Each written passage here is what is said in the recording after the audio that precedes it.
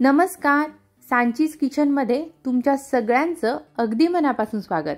आज आपण आपल्या किचनमध्ये भोगीचा नैवेद्य बनवतोय। तर सगळ्यात पहिल्यांदा इथं खूप साऱ्या भाज्या घेतल्यात। मी वांगी चिरून घेतेय। बाकी भाज्या ज्या सोललेल्या दिसतात त्याची तयारी मी थोडीशी आधी करून घेतली होती। इथे मटार घेतलेत, हरभरे घेतलेले आहेत सोलून, त्यानंतर थोडासा पावटा घेतलाय आणि घेवडा सुद्धा सोलून घेतलाय। ही जी वांगी आहेत ही साधारण अशा उभ्या फोडी करून चिरून घेतेय आणि वांगी चिरली की लगेच आपण ती पाण्यात घालून घेणार आहोत। वांगी पाण्यात घातली नाही तर ती काळी पडतात। मस्त अशी वांगी सुद्धा मिळाली आहेत मला। आता इथे वांगी चिरून झाल्यानंतर मी गाजर चिरून घेतेय। गाजर चिरताना त्याची साल मी इथे काढून घेतेय।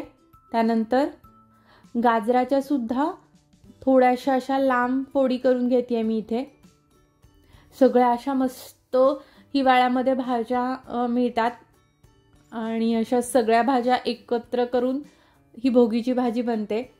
किती छान आपले असे सगळे सण असतात ना निसर्गाला धरून। तर हे असं गाजर सुद्धा आपलं चिरून झालेलं आहे आणि आता आपण भाजी करायला घेऊया।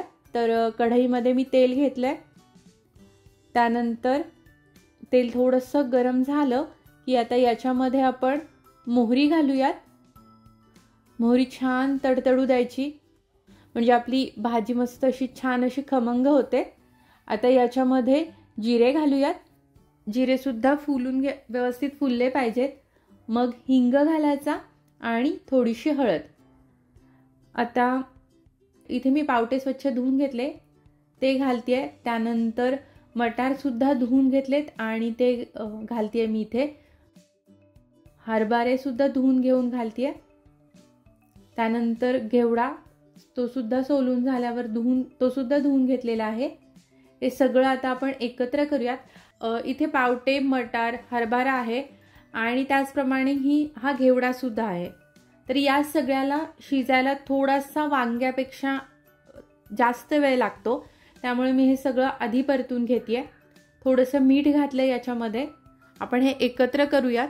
गाजर आणि वांगी त्या मानाने लगेच शिजतात, त्यामुळे या ज्या भाज्या आहेत बाकीच्या या आपण थोडं आधी वाफवून घेऊयात। तर आता ह्या व्यवस्थित परतून घेतल्यात आणि याच्यावर आपण झाकण ठेवूयात। एक साधारण 5-7 मिनिट एक अंदाज घेईपर्यंत अजून थोडंसं मी एकदा हे परतून घेतलंय 5 मिनिटानंतर आणि परत पुढे 5 मिनिट झाकण ठेवून घेतलं, कारण मी हे पाणी न घालता वाफेवरच शिजवून घेतेय। तुम्ही इथे बघू शकता बऱ्यापैकी आपल्याला पावटे वगैरे शिजल्यासारखे दिसतात। आपल्याला खूप पूर्ण शिजवून घ्यायचंच नाहीये, कारण अजून आपली वांगी आणि गाजर सुद्धा याच्यामध्ये घालायचंय। गाजर घेतेय मी इथे आणि त्यानंतर वांग्याच्या फोडी देखील घालतेय। तिखट घालतेय। इथे जे मी तिखट घातले हे गोडा मसाला आणि लाल तिखट एकत्र असलेलं तिखट आहे। त्यानंतर कारळ्याचं कूड घालतेय। खूप मस्त चव येते या कुटाने। त्यानंतर तिळाचं कूट घालतेय। आता कारळे आणि तीळ हे दोन्ही भाजून घेऊन मग त्याचं कूट केलं होतं। ही एक वेगळी चव येते, ही एक वेगळी चव मिळते भाजीला। आपण नेहमीपेक्षा वेगळं इथं कारळ्याचं कूट वापरतोय। मस्त असं छान भाजी लागते ही। इथे थोडंसं मीठ घालतेय आणि परत हे एकत्र करून घेऊयात। अर्थात ही भोगीची भाजी बऱ्याच वेगवेगळ्या प्रांतामध्ये वेगवेगळ्या पद्धतीने बनवली जाते। बऱ्याच ठिकाणी यामध्ये अजून पालेभाज्या किंवा अजून भाज्या देखील घातल्या जातात। माझ्या घरी ही अशीच भाजी बनते। आता मी याच्यावर झाकण ठेवून वाफ आणून घेतेय। मला खूप आवडते ही भाजी, कारण सगळ्या अशा ताज्या ताज्या भाज्या या दिवसात मिळत असतात आणि त्या सगळ्याची मिक्स भाजी ही आपण करतो। आणि याच्यामध्ये घातलेलं तिळाचं कूट आणि कारळ्याचं कूट स्पेशली खूप छान आणि वेगळी चव देऊन जातं भाजीला। तर आता याच्यामध्ये आपण पाणी घालूयात। शिजण्यापुरतं असं पाणी घालायचंय, खूप पातळ काही ही भाजी मी करत नाही। तर इथे मी गरम पाणी घातलेलं आहे। आता आपण हे एकत्र करून घेऊयात। या तुम्ही बघू शकता गरम पाणी होतं, त्यामुळे अगदी लगेच उकळी आलेली आहे। आता मी गॅस बारीक करतेय आणि हे जे आहे ते बारीक गॅस करून आपण झाकण ठेवून व्यवस्थित शिजवून घेणार आहोत। आता भाजी आपली शिजते तोपर्यंत मी इथे बाजरीची भाकरी करते. बाजरीचं पीठ घेतलंय, त्याच्यानंतर त्याच्यामध्ये थोडंसं मीठ घातलंय मी आणि इथे थोडेसे तीळ घालते मी. लागेल तसं पाणी घेऊन आपण आता हे पीठ मळून घेऊया. तर तुम्हाला तेच सांगत होते मी की तीळ उष्ण तब्येतीला छान उष्ण असतात, म्हणून त्याचा पुरेपूर विचार करून असा हा भोगीचा स्वयंपाक निवडलेला आहे. मला खरंच असं बऱ्याचदा वाटतं की आपली जी संस्कृती आहेत ना, जे सण प्रथा परंपरा खूप विचार करून पूर्वजांनी त्या बनवलेल्या आहेत. उगच किंतु परंतु न करताना खरंच त्या अशा मनापासून ऍक्सेप्ट केल्या ना की त्यातली मजा आणि गोडी कळते आणि एक वेगळं असं समाधान सुद्धा लाभतं. तुम्ही इथे बघू शकता पीठ छान मळून झालंय. बाजरीचं पीठ त्या मानाने थोडं चिकट असतं बरं का. तर अशी ही भाकरी थोडीशी हातावर थापून घ्यायची. आता कोरडं पीठ घ्यायचं आहे आपण, खाली थोडंसं कोरडं पीठ घ्यायचं आहे आपण आणि ही भाकरी आपण थापून घेऊयात. आता इथे भाकरी माझी थोडीशी थापून झालेली आहे आणि मी काय करणार आहे, आता याच्यावर तिळ लावणार आहे. आपण ऑलरेडी थोडे तीळ घातले पण आहेत पीठ मळताना, पण असं थोडंसं वरून लावलेले तीळ आहेत ना, भाकरी अशी खूप छान दिसते. कारण बाजरीचं पीठ आहे ना थोडंसं असं काळपट असतं आणि त्याच्यावर असे छान पांढरे तीळ, मस्त वाटते भाकरी. तर मग आता ती आपण थोडीशी ती अशी थापून घेऊयात व्यवस्थित. मस्त अशी गोल भाकरी आपली थापून झालेली आहे. एका बाजूला तवा सुद्धा गरम करत ठेवलाय.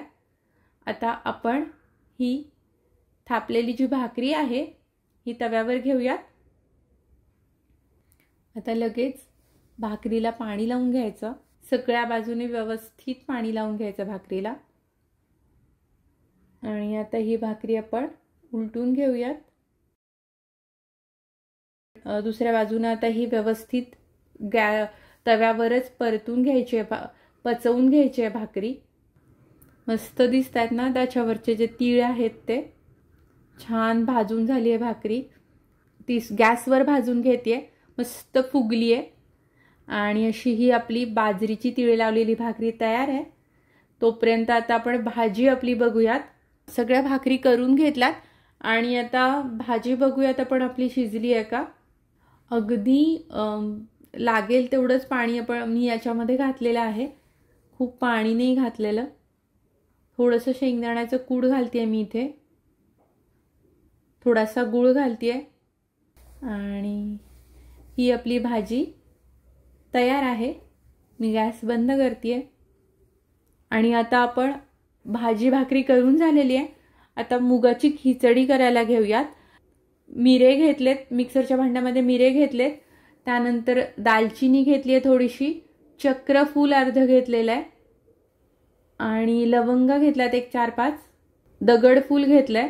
आता हे सगळं मिक्सरला बारीक करून घेते. आता हे मी कच्चच बारीक करून घेतलेत मसाले, त्यामुळे ते खूप छान बारीक झालेले नाहीयेत. हवं असेल तर थोडेसे गरम करून सुद्धा बारीक करू शकता. त्यानंतर इथे मी मिक्सरच्या भांड्यात जिरे आणि खोबरं घेतलंय, ते सुद्धा मी बारीक करून घेते. असं खूप अगदी पेस्ट नाही करायची, ओबडधोबड असं हे बारीक करून घ्यायचं. तुम्हाला दिसत असेल मी इथे 1.5 वाटी तांदूळ घेते. इथे मी आज जो तांदूळ घेतला हा इंद्रायणी कणी आहे. त्यानंतर 1 वाटी मुगाची डाळ घेतली, हे सगळं स्वच्छ धुवून घेतलंय. आता एका कढईमध्ये तेल घेते, तेल व्यवस्थित तापलंय. आता याच्यामध्ये मोहरी घालते. त्यानंतर मोहरी छान तडतडली की याच्यामध्ये हिंग घालते, हळद घालते आणि आपण जे खोबरं आणि जिरे बारीक करून घेतलं होतं ते घालते. हे थोडंसं आपण एकत्र करून घेऊयात, परतून घेऊयात हे थोडंसं.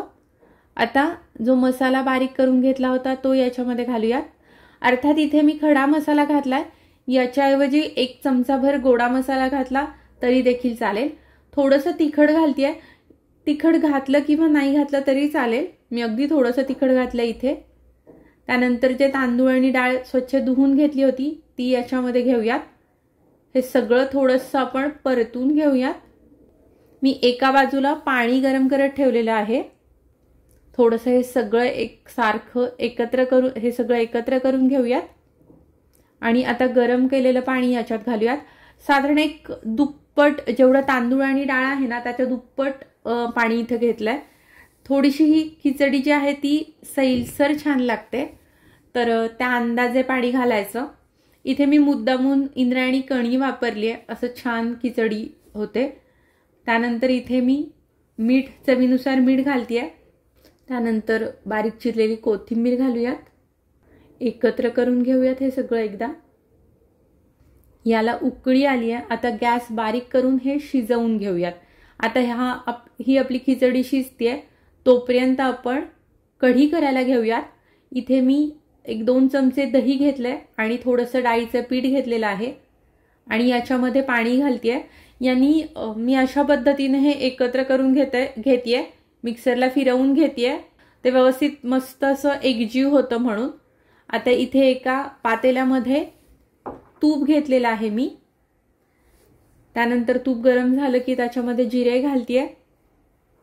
एका मिरचीचे तुकडे घातलेले आहेत. हे थोडंसं आपण मिरची परतून घेऊया याच्यामध्ये. त्यानंतर थोडासा हिंग घालू. हवं असेल तर तुम्ही इथे हळद सुद्धा घालू शकता. मी हळद घालणार नाहीये.